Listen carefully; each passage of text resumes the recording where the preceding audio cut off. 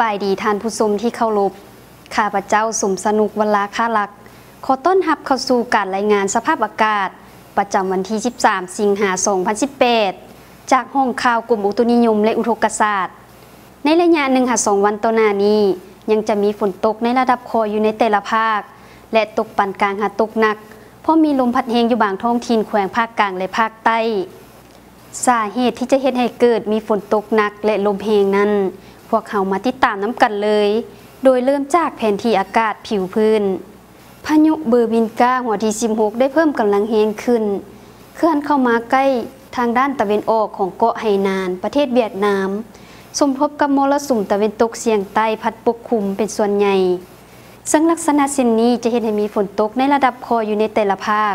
และตกปานกลางหาตกหนักเพราะมีลมพัดแรงอยู่บางท้องถิ่นแขวงภาคกลางและภาคใต้เฮามาเบิ่งรูปภาพดาวเทียมสังเกตเห็นว่าภาคเหนือมีเมฆปกคลุมเป็นบางส่วนภาคกลางและภาคใต้มีเมฆปกคลุมเป็นส่วนหลายปริมาณน้ำฝน24 ชั่วโมงผ่านมาได้มีฝนตกในระดับคอยอยู่ทั่วไปในแต่ละภาคและตกปานกลางหาตกหนักอยู่บางท้องถิ่นเช่นแขวงหลวงน้ำทาบริคำไซคำมวนและอัตตปือสภาพระดับน้ำคลองสำหรับ7 โมงเช้ามื้อนี้แต่ภาคเหนือหาภาคกลาง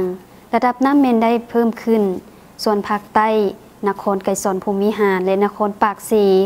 ระดับน้ำเมนได้ลดลงเล็กน้อย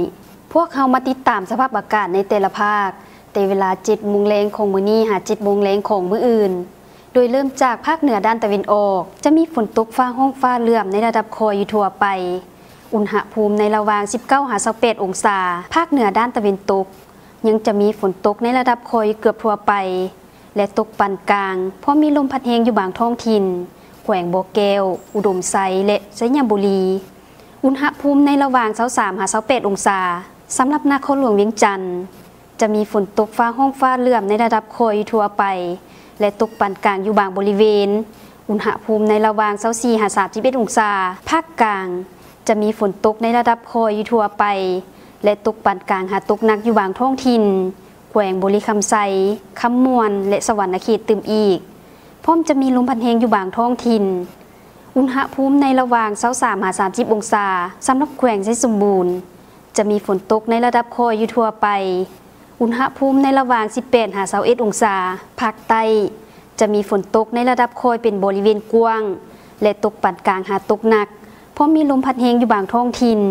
แขวงจำปาสักสารวันเซกองและอัตตปืออุณหภูมิในระหว่าง23-28 องศาสำหรับเขตภูเพียงบริเวณ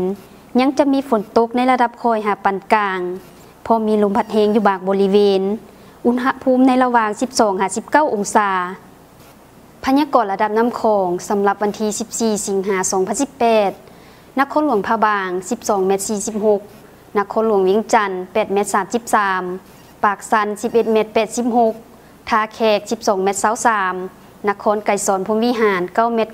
95และนครปากสี11 เมตร 5 เซนติเมตรท่านผู้ชมที่เคารพท่านสามารถติดตามข่าวพยากรณ์อากาศและแจ้งเตือนภัย